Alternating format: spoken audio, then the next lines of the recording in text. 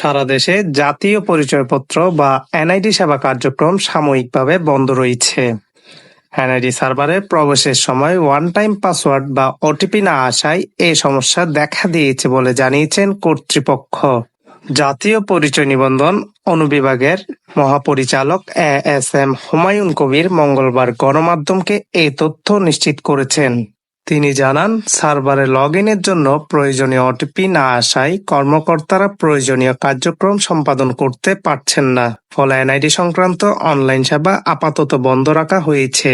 তবে এনআইডি সংশ্লিষ্ট ছবি তোলা ও বায়োমেট্রিক তথ্য সংগ্রহের কাজ চলমান রয়েছে। মহাপরিচালক আরও জানান, এনআইডি কার্যক্রম পরিচালনার জন্য একটি ওটিপি সার্ভার কিনে নেওয়া হয়েছে। সেই সেবাদাতা প্রতিষ্ঠানের সিস্টেমে সমস্যা দেখা দিয়েছে, সমাধানের কাজ চলছে।